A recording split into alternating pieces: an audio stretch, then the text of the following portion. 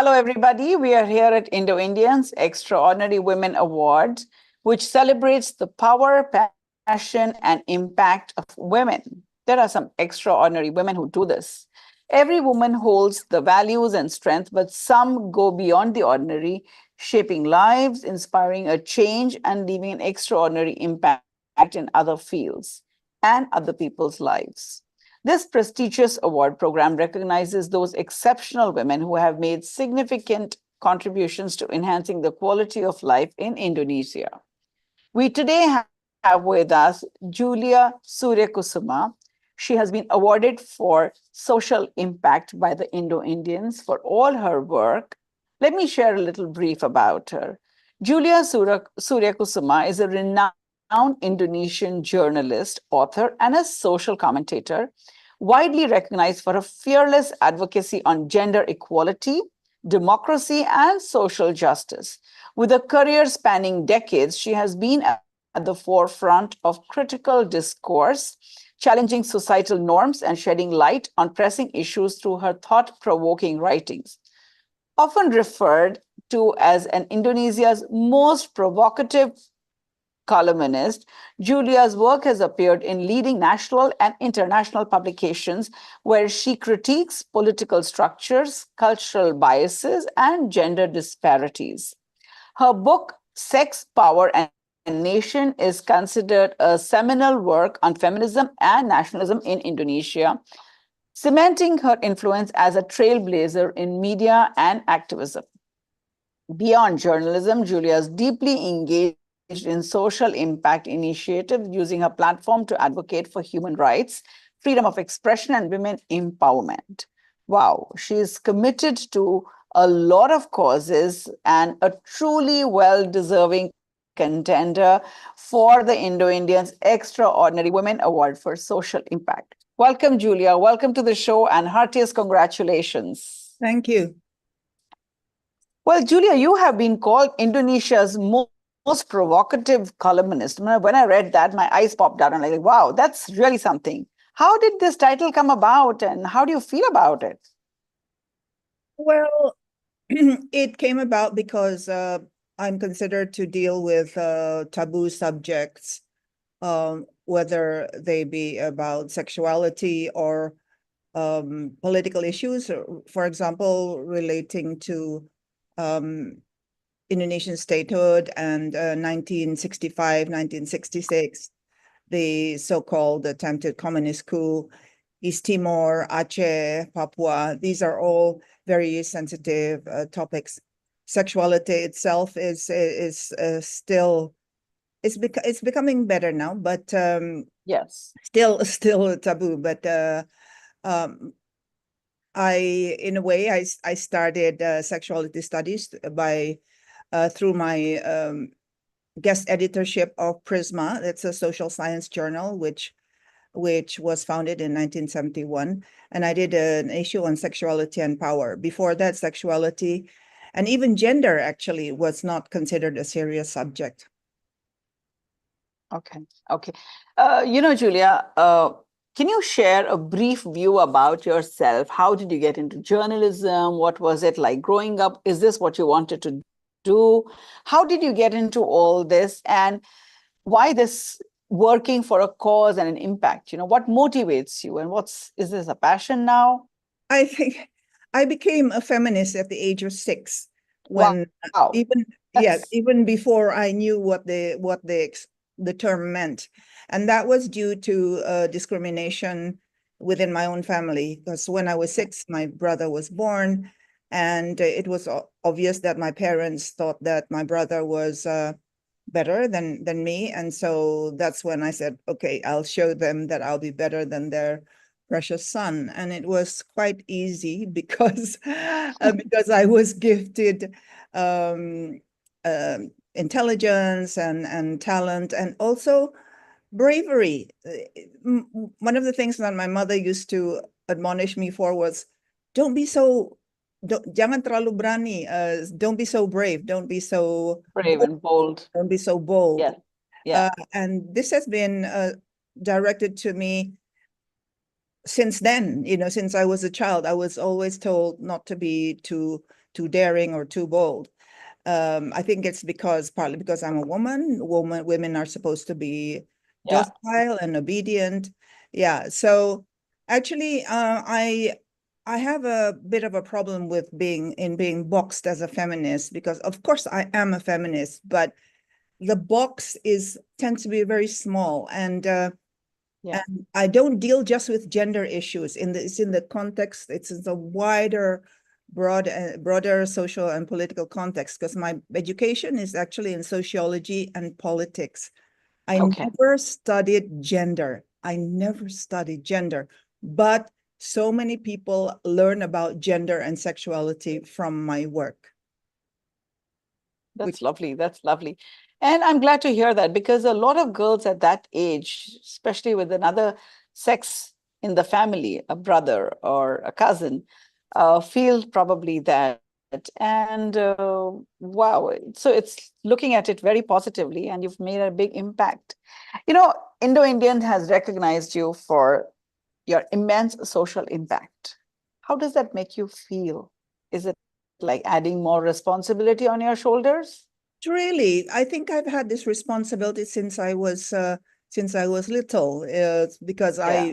I made my debut as a writer since I was 17. So in a way, I'm used to being famous, being over 50 Yes. years of being well known. It's just normal for me, Yes. yeah, it's nothing unusual. And by the way, I don't consider myself a journalist. I consider myself a writer. Um, Yes. Journalism my columns are the journalistic part of my work. Right. But I do scholarly work, and which produces books. And Okay. actually, the book that has been a classic is State Ibuism, is about the state control Okay. of society through women. Mhm, mhm. Yeah.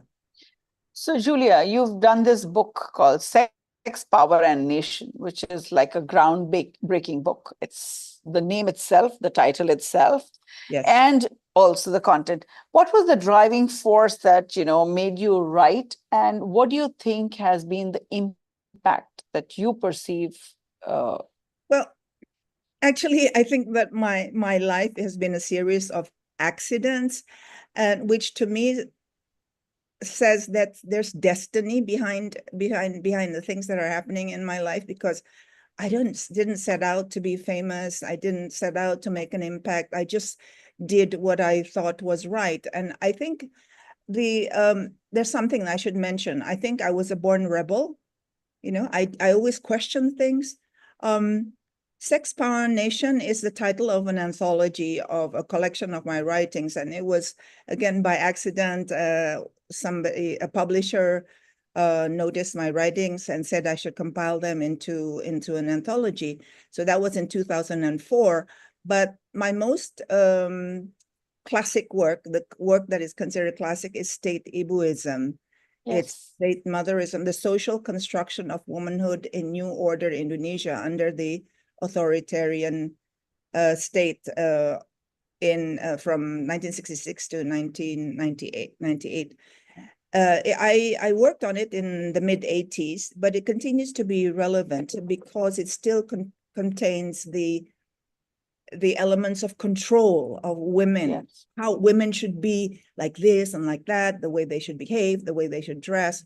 And this is continued by a kind of Islamic Ibuism, where women have to wear the jilbab and they have to behave according to what is perceived as Islamic precepts and values, which is not necessarily true, because there's a Muslim feminism as well. And I'm very proud to that I have influenced Muslim feminism in Indonesia, because Indonesia is 96% of the population think that religion is important.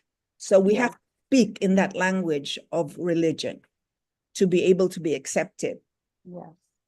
Julia, with your kind of work that you're doing, and you've been at it for years, would you be able to share one particular incident where you have seen how closely you have impacted and made a big difference? Well, I think it's just over the years. I can't point to a particular instance because, if you've been writing for 53 years, you can't point to just one instant. True. Even when I started writing at the age of 17 and recognized as a writer, people were saying, "Who is this whiz kid?" Because I was Yeah. writing things that were considered like a high school student can write this. It was on the field of literature.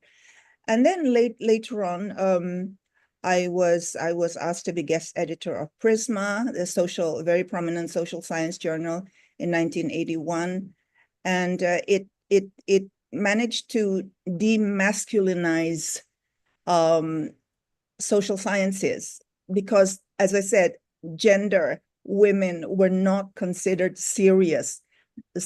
were not considered a serious subject of study. That was in 81. Then in 91, I was again guest editor for an issue on sexuality. People said to me, "Oh, sex, it's not good to talk about it. It's just good to do." It's just totally no clues, totally clueless about what sex and power means. So these were and then it's just accumulative, and to be able to say, to be told that I have influenced 3 generations of feminists and also scholars abroad who say that their PhDs, they had to change their PhDs topic after they read my writing. I mean, that's something, but I don't know. It's not, I don't do things to be famous or to get awards. I just do what But there me. are people who are getting influenced, and Yes, it's great because if you're able to change mindsets and influence the next generations, it's quite an achievement. I must applaud you for that. thank So, you. Julia, you are doing things which you think, right? But at the same time, you're also being a leader in your own way. You are a leader in the field of media and activism, and you're identified, and people recognize you as that. However, what does leadership mean for you as an individual? Well, leadership is for me, first of all, leadership is being able to lead yourself. What does that mean? That means having principles and values that you live by, meaning you walk the talk. Yeah, That what being a leader is. Having leader is. integrity. Having integrity is what it means to be a leader. I think that the best way of leading is by example. So if Yeah, people see that you live your life consistent with the values that you profess to uphold, that's automatically leadership. That's true, the first thing. true. Correct. Walk the How talk. many of our leaders actually do that? Yes, Say no corruption, and they're actually corrupt. You know, they say no to this and that, no discrimination, but they discriminate. correct. Hypocrisy is not a character of leadership. And we live in an era at a time when hypocrisy seems to be the norm. Yeah, Hypocrisy and yeah. greed and being power hungry, that's not leadership. Yeah. True, true. Very well said. If I was to ask you to give an advice to all the young women out there who are watching this and who are probably going to learn from this, who want to voice, and challenge the societal norms, what kind of advice would you give them? Well, first of all, I would say good luck. I think that it's first of all, the first thing you should do is to know yourself, because society is always telling you to be this and to be that. If you're a woman, like for example, just an example from my own life, my mother, she used to, well, besides saying that I shouldn't be too bold, she also said that I shouldn't think too much. That she also tries to make me dress in a certain way. For example, when I was 30, she said that, aren't you too old to wear your hair loose? Now I'm 70 and I still wear my hair loose. if I wore a short skirt, she said, don't wear those skirts. You know, this is my mother. So I actually wrote a column called My Mother, the Patriarch. Okay. Yeah, so women can be patriarchal and men can be feminists. So it's not about your biological sex. I think that so the first advice I would give is to know yourself, know who you are, really, not what your parents tell you, not what your family tells you, not what your religion tells you, not what society tells you, but who you really are in essence inside. And that is very, very deep and not easy, not easy. Right. You have to be very, very strong to be able to do that, and just persist, and be uh, and be willing to be ostracized, to be, you know, because going against the stream is really difficult. I have a story actually about how I went against the stream against my own group, but it's too long to tell here, but I did that. But in the end, they saluted me and said, oh, you're very brave to go again, because sometimes your own group is not right, you know? Yeah. So you have to stand for the principle, not be like sheep.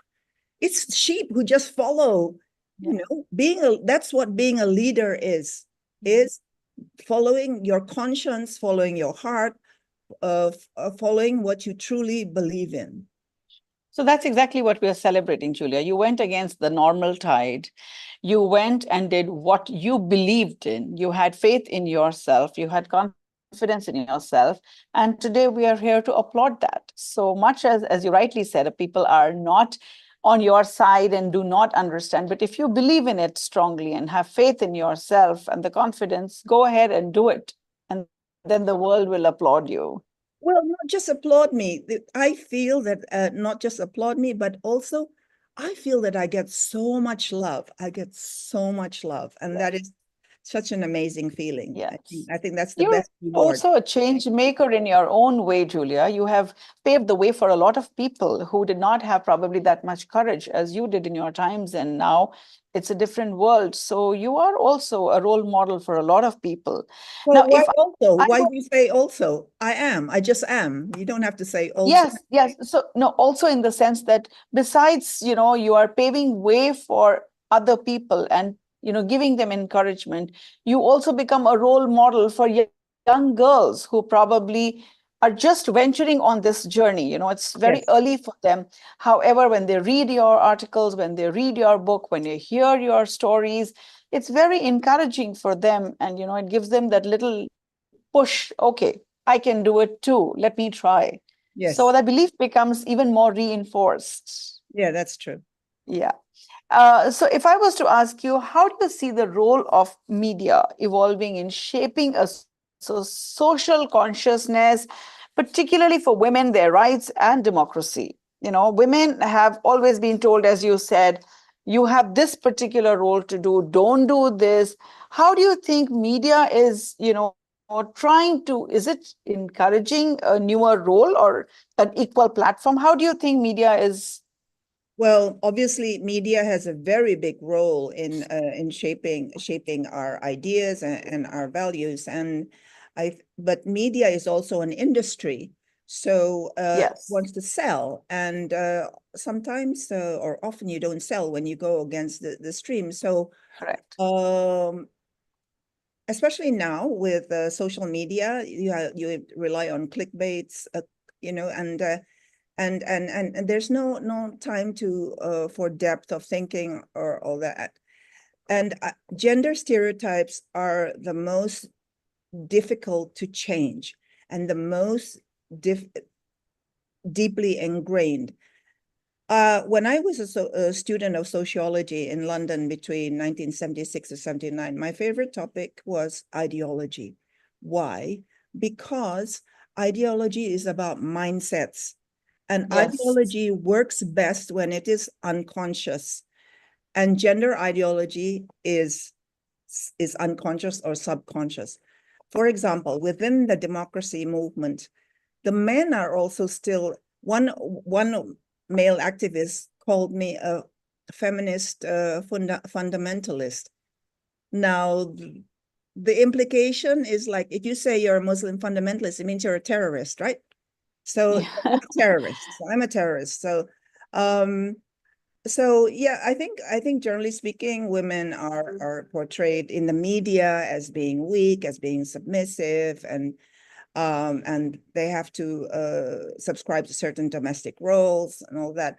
But now I think there are also many examples of, because it's a dynamic between what is happening in society and between the media. So the media is also happening influenced by what is happening in society. Yes. And Yes. now women, there are more prominent women. For example, we have had a female president. Okay, she is the daughter of Sukarno, but even the US up to now doesn't have a female president. Look at Yes. Europe. Europe, there's so many. In New Yeah. Zealand, even Yeah. in Canada. You've had a brand. Yeah. So the media is very, very important. I think Correct. that we should have a body which educates. There is the media, what's it called? It's Lembaga Pers, the Press Institute. And actually, I think that the Press Institute should also have some gender guidelines for the media. I don't know how much that would help, but it should exist. Yeah. Julia, if I was to take you back to when you were 6, Yes. and now this entire journey from 6 to, let's say, 70, is there anything, if you were taken back in time, is there anything you would have liked to do differently, or you would have still done the same journey? I would have wanted to learn to play a musical instrument. Okay. Okay. Okay. That's great. But that's just from a hobby point of view. That's one thing Yes. I Yes. regret. Maybe I'll take singing lessons or something, because it's a bit late for me to learn to play the piano. Sure. And is there? No, I don't. I think my life was as it was meant to be.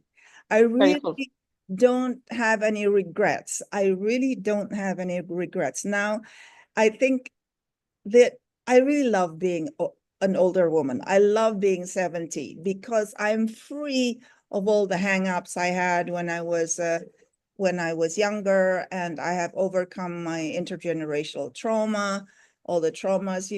I'm so much freer. I'm more at peace with myself. So my life is just as it was meant to be. It in any case, you can't change it. You can't change it. No, you can't change it, but it's very nice to hear that you have a very fulfilling life and you've enjoyed this entire journey. Well, I would say that I enjoyed all of it. It's been really painful. I'm sure. Once That's my brother said to my mother that you have to apologize to Sister Julia. He said to me, because of how you treated her, which is funny because he was the favorite child, and then I said that actually all the blows that I received from the family are like the chisel and hammer which created a statue from a rock, with a shapeless rock. So if the stone could speak, maybe it would say ouch, ouch each time the chisel, but a rock doesn't have any nerves or anything. But that's how I feel. I was shaped over time, like a diamond becomes a diamond was once just carbon, but because of the pressure, it became a diamond. So that's what happened to me. Yeah. That's a great analogy, because you do shine like one. And lastly, I would like to ask you that what message would you like to give to the Indo-Indians audience, the community, or all the young women out there who would like to make a difference? Well, as I said, the first thing is to understand yourself and to understand your society, the society you live in, so that you know how to navigate. Yes. You know what you're up against. And in my case, I just didn't care. that's why I say I'm a born rebel. Born rebels just don't care. They just do what they want to do, and damn the consequences. I think that's probably hard for a lot of people, but you know, with regards to the Indo-Indian community itself, it's I think it's an interesting community because it bridges two cultures. Yes. At the same Yes. time, India is Indonesia's mother culture. I think I don't remember who it was who said that they came to Indonesia, an Indian person who came to Indonesia, and he sees all these Indian things, but he doesn't recognize them. Yeah. You know, and I think it's this it's a matter of recognizing the unfamiliar and making it part of yourself, and this is the process of life which makes you able to integrate your values with your actions, and also with society. I think True. that's what probably my message is. Yes. Lovely, lovely. You're absolutely right. Indo-Indians is a community to put both the worlds together, and a lot of other nations around Southeast Asia also get influenced. We are very much alike. I've lived in Jakarta for 12 years. We are very much alike. Uh, a lot of, growing up issues that you have faced are still prevalent between both the countries and the Southeast Asia. They're getting better as time goes. Uh, we are growing in and evolving similarly. Women are definitely getting a better voice than what it was years ago. So your struggle is very evident. And your achievements are also now an influence to others to learn and grow from them. And that's why this award is especially for you. And I'm very, very glad to have met you. Thank you for taking out all the time. And congratulations once again, Julia. Lovely I just speaking to you. returned from India. When Poonam told me that I'm receiving the award, it was on the 24th of February, and I had just come back from India on Okay. the 20th. Yeah. Okay. All right. Well, I hope There. to see you on your next visit to India for sure. Will be lovely to connect with you. And